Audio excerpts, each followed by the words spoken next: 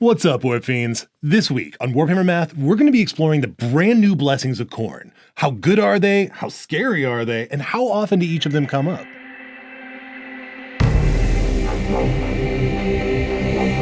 The World Eaters Codex has finally come out, and their faction rule is all about rolling dice and getting blessings from the Chaos Gods, specifically Khorne. Yeah, from the blood guy. I hear he loves blood.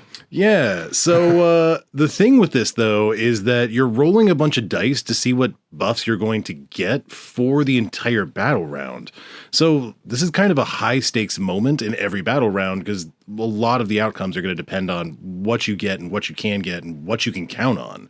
So I was really concerned, like, if I were to play this faction, could I count on getting the blessings that I really needed to get? So that's really what this episode is all about. Oh, so today what we're really just doing is looking at the possible pairs of buffs you can get with the Blessings of Khorne and which ones you want. And how likely you are to be able to get them. Right. Yeah. Okay. Mm-hmm. So, I will say that before I started this, I watched the Goonhammer review on World Eaters. Yeah. If you like our content, you should definitely check out Goonhammer because I have been a huge fan for literally years. I will say that while watching his video, kind of the big takeaways that I got were that Angron kind of sucks now, which is unfortunate for World Eaters players, but I'm happy because he was like the bane of my existence. Everybody hated him. Goonhammer also says that both flavors of 8-bound suck now. I don't necessarily agree with that. I think that the, what are the bigger ones? Exalted Eggbound? Yeah, the Exalted Eggbound. I feel like they really have a place just because they have that anti-vehicle keyword. I don't think people are going to be spamming them, but on the other hand, I feel like they could still be really useful. So I'm not necessarily sure I agree with that assessment. That must kind of suck when they say 2 of your 8 data sheets suck. Although, even if you disagree, that still seems pretty unfortunate. On the upside, though, it turns out that Goonhammer feels like Forge Fiends and Mauler Fiends just freaking rock now. I think I remember seeing on an Auspex video that there was that their Hellbrute can move like 9 inches or something. Yeah, they get some extra movement, which is pretty sweet. That totally takes Hellbrute from kind of awful to super awesome. Anyway, this is all besides the point. Okay. Yeah. So we're going to talk about what those blessings are. I will say that Goonhammer's assessment was that of all of the blessings that you can get, what you really want are sustained hits and then either lethals or 6-inch pile in and consolidate, depending on what the situation calls for. So you're already highlighting the ones you think are best. I'm highlighting the ones that Goonhammer thinks are best, and I agree with this. I think that there's another combo that could be really useful in certain circumstances, but I just wanted to highlight that because I do agree with him. Like, Sustained is going to be great because it works against literally any target, and Lethals are going to be good when you're punching up, and 6-inch pile in and consolidate army-wide is absolutely bananas. Like, you're going to be tagging all kinds of stuff, getting onto objectives that you otherwise wouldn't be able to get onto. I think that's really powerful. This also makes me think of one piece of wisdom I recall you sharing on a previous video where you pointed out that the regularity of sustained hits, if you're unlikely to defeat your opponent, sustained hits could broaden the spectrum and actually create some scenarios where you succeed. So there's a less specific outcome, but and then lethals, a narrower range. If you're likely to defeat it, makes everything more consistent. That is true, but in general, if you're punching up, you always want to choose the lethals. Right. But Sustained, it just gives you a flat buff all the way across the board. So, like, if you're hitting on 3s, Sustained is just 25% buff always, which is consistent and nice because you can count on it. Pretty swizzle. Yeah. So here are the blessings. Essentially, you're going to roll 8 dice, and then from those 8 dice, you're looking for some combination of these. Yeah, like if you get 2 1s, you get unbridled bloodlust. Yeah, and so if you have any pairs, rage-fueled invigoration. We haven't gotten there yet. Okay, go ahead. So if you have any pairs at all, then you get unbridled bloodlust, and you can re-roll your charges. The nice thing about that is there is a 100% chance that you're going to get that buff or have How that many as dice do you roll? You're rolling 8 dice. So you have, yeah, there are 6 faces. Be able to get that. You're always going to roll a pair, no matter what. Okay. And would you say that this one's our least favorite? I would say that this is our least favorite. I mean, if you've got a bunch of charges and many of them are going to be long bombs and you know that, I think that could be useful. But I don't find it to be as useful as the other ones. Yeah. So it's great. It's just not as great as some of the others. Okay. What about the rage-fueled invigoration? Yeah, so if you get a pair that's 2 or better, then each time a model makes a pile in or consolidate move, then you can pile in or consolidate 6 inches instead of 3, which is freaking huge. Also, That is sweet. very likely to get that one. That happens 98.89% of the time. That seems like a really good blessing to get for a not very difficult roll. Yeah. A 6-inch pile and consolidate could be game-changing. I feel like I'm probably going to want to choose that a lot. That one's pretty freaking good if you ask me. And you can count on it a lot. Like 1% of the time you don't get it. Right? So what is it, like 1 in 20 games it'll happen once? Right, because you have 5 turns. Yeah, that yeah. sounds right. Total Carnage is the third one. Carnage! And for Total Carnage, you need a pair that's 3 or better. And essentially it just gives you a fight on death on a 4-up. So half your model get to fight even if they die. I mean, that's cool, I guess. If you're going second and you know your opponent is about to get a bunch of charges on you, Total Carnage could be really useful if you know a bunch of your dudes are about to die. Does this happen at the beginning of your turn or the beginning of the battle round? Beginning of the battle round. Oh. Yeah. Interesting. So I do feel like it depends, like your choices might depend somewhat on whether or not you're going first or second in the battle round for sure. Total Carnage, you've got a 94.34% chance of having that one come up.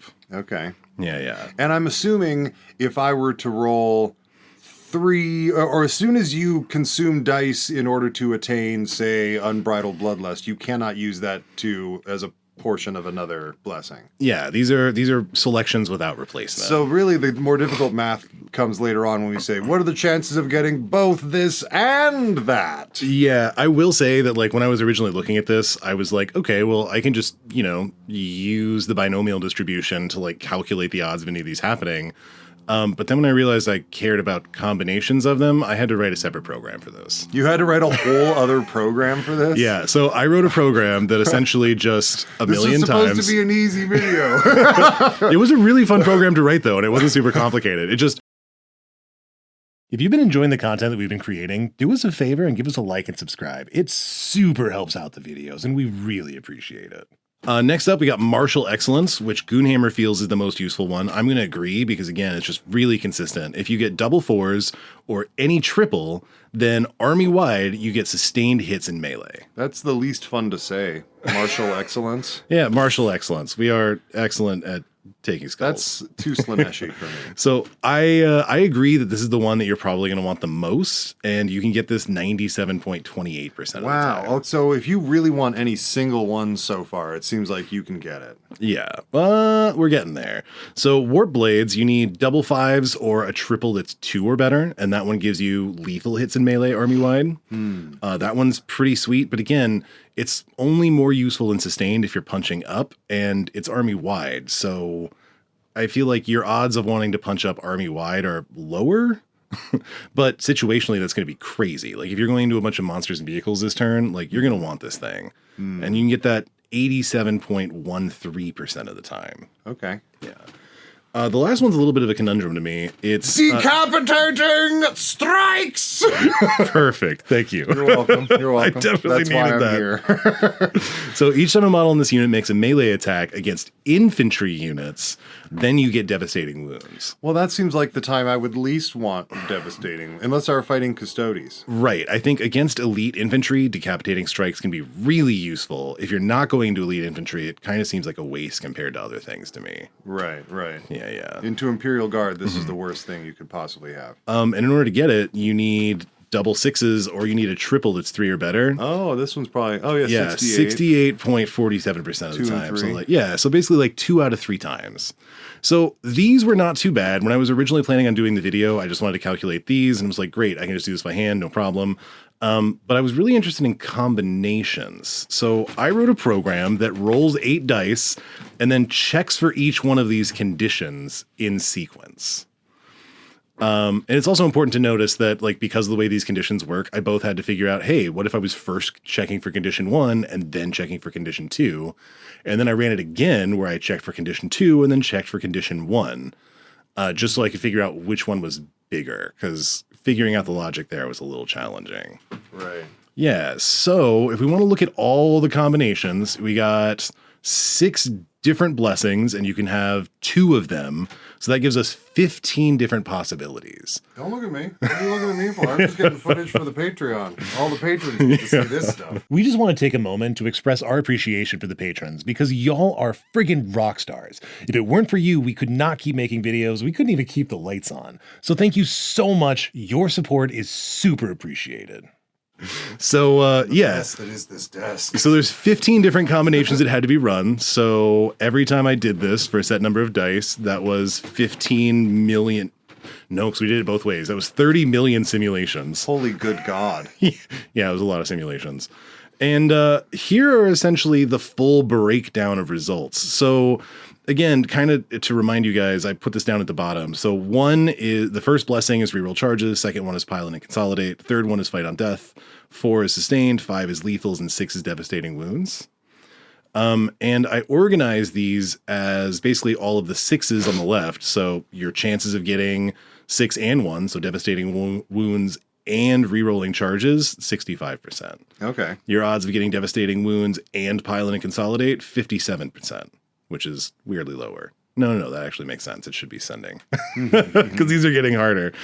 And I went ahead and I highlighted the ones that I thought were especially valuable. So the ones that were mentioned by Goonhammer, sometimes the ones that he felt like was the most useful was sustained and pile and consolidate, 85% chance. Basically 5 out of 6 battle rounds, you can choose to take 4 and 2, which is pretty good in my opinion. That's pretty consistent. That's above your general 80% threshold for approximate certainty. Yeah, I feel like this is the one that you're going to want the most often, and it is one of the combinations that comes up more frequently that you're more likely to get, which is really, really nice. Mm-hmm. It is really annoying, though, that, in an average game, there's going to be a battle round where this doesn't happen. So sometimes you're going to be stuck without it. That's okay. I feel like oftentimes, I guess, I don't know, but I would imagine you pick your benefits, and then that informs a lot of what you're going to get to do this turn. Because if you end up with devastating wounds as an option, you're going to be like, all right, let's take out them termies. If there are enough Terminators to make it worth it. Yeah, there is a lot of judgment that you have to make in this. So I'm not making any assessments about that. We're not really talking about that today. I just wanted to give, what are the odds of any of these combinations coming up?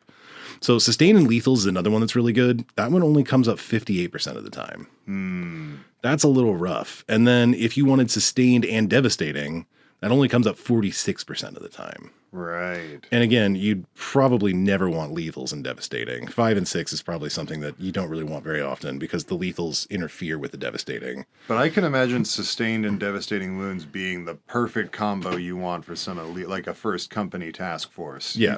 You fart some stuff up. You got it.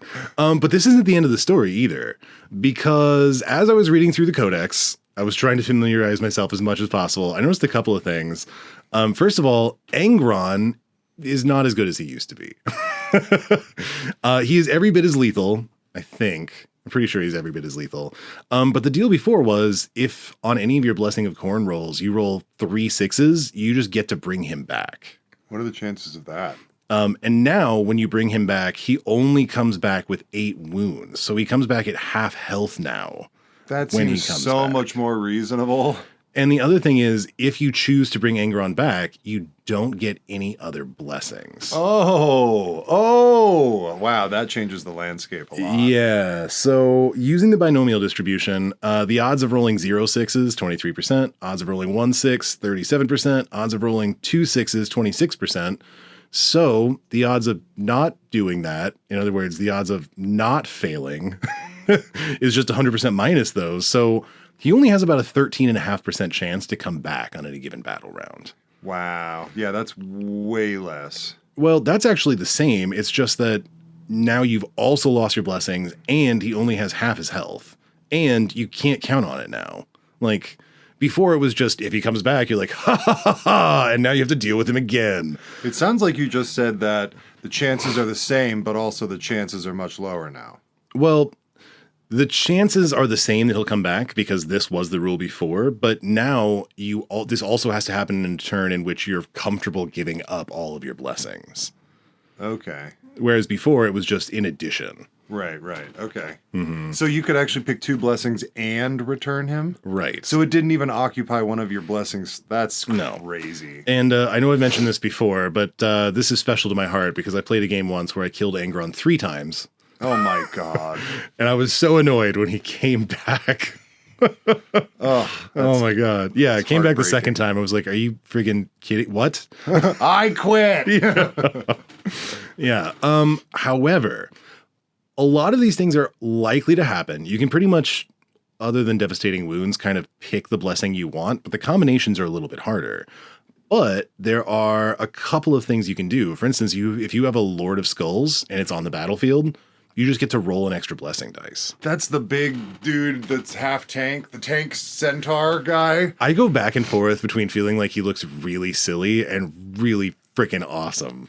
He's kind of both. I hate it. I know. I like him a lot, though. I want one. And I blame Jay from Eons of Battle because he's like, why does he need a hand to hold his axe? Does he put it down sometimes? Can he reach down to pick it up even? I was like, oh my God, this is so dumb. I feel like I need somebody to tell me a little bit more about his lore because why does he have a hand? What the hell? That's so silly.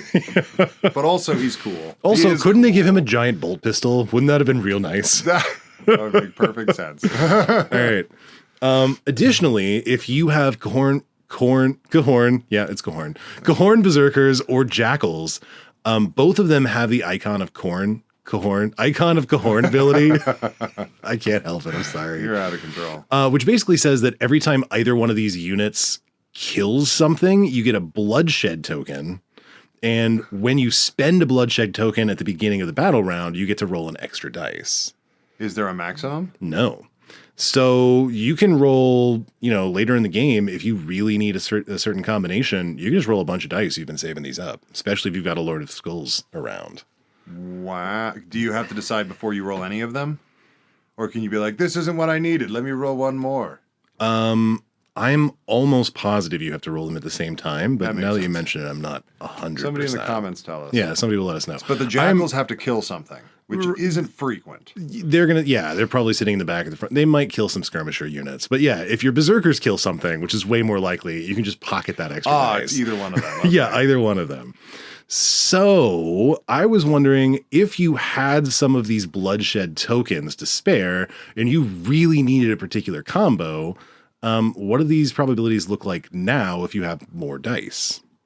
So if you've got 9 dice instead, you can see your odds of getting all these things go way up. Your odds of getting condition 6, getting devastating wounds, is now all the way up to 78%. From like 46 or something? No, it was 2 out of 3. It was like 66. 66, okay. But I would feel way more comfortable with this if I knew I needed to take out some Terminators.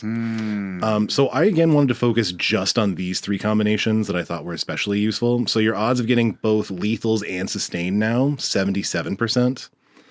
Your odds of getting the pile-in and sustained is now 96%. Holy butts. Yeah, you can almost guarantee that you're going to get that if you have an extra dice. And then your odds of getting devastating and sustained go up to 64%. And each one of these blessings only apply for the remainder of this turn, right? The battle round. Battle round. Just for the battle round. Okay. I think that's a good call. I think we should focus on those combos because what I'm learning from these other ones is that if you only care about one blessing, you're nearly guaranteed to get whatever you want. Except for devastating wounds. Except for devastating wounds. Yeah. Any pair, though, gets way, way more difficult. Totally. Got it. And, especially this last one, if you really wanted to go into Terminators, I would not, or Elite Infantry, this would not satisfy me. I'd be like, 65%. I need more than 9 dice. So if we rolled 10 dice... Oh, now with that pair. Now the odds look way better. So again, all of these things are looking really good. You got an 85% chance of being able to get devastating wounds now. Sustained and lethals, you get 90% chance of getting that. Pile-in and sustained, you've got a 99% chance of getting that. So virtually guaranteed. And sustained and devastating wounds, now you've got 79% chance.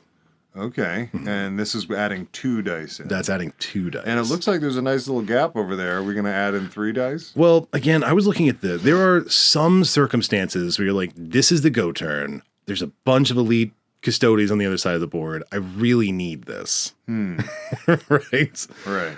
So if you were to roll 11 dice, you now have a 91% chance of getting your devastating wounds. Okay. And you have an 89% chance of getting sustained and devastating wounds. Wow. And your chances of getting those other combos are real nice and high. In fact, getting sustained and the pile and consolidate, almost 100%. Everything I see on that list, I would consider guaranteed, except for condition 6 and 4. That's the devastating and the sustained. Devastating and sustained, Wow, exactly. yeah. If you have 11 dice, you get to pick what you want, unless you want this most tastiest pair, and then there's a tiny chance you won't. Yeah. So I feel like what I would do is I would just be saving those bloodshed points probably until round 3 or so when I've staged up really good and I've got all the targets I want. And then be like, all right, now is the time. I need it right now. Right. Yeah. So, with that, we got some takeaways, which is it's very likely to get any single blessing just on its own. So, other than devastating wounds, you've got an 87 to 100% chance of getting the blessing you want. The devastating wounds one, though, you got about a 68% chance if you're not rolling extra dice. Combinations are not guaranteed. You've got about an 85% chance to get 2 and 4. That's sustained in the pile-in, which I think is probably the one that you're going to want most of the time. But if you want sustained in lethals or sustained in devastatings, it's closer to 50-50 odds if you're not adding in extra dice. So those are not guaranteed by any means. Not a fan of the odds-on numbers. Yeah.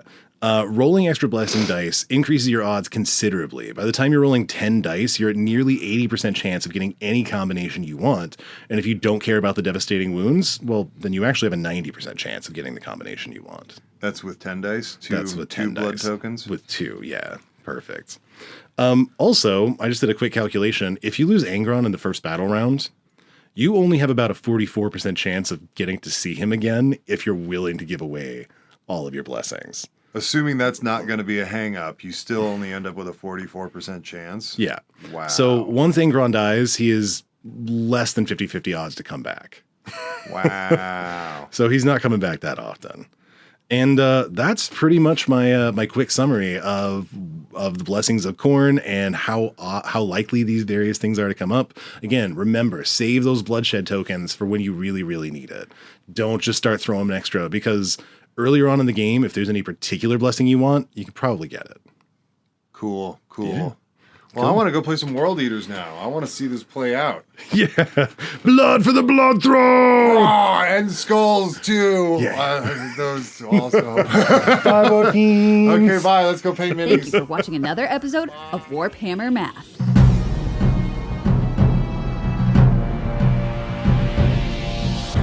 For the Emperor! This week on WarpHammer Math, we're going to be exploring the bland new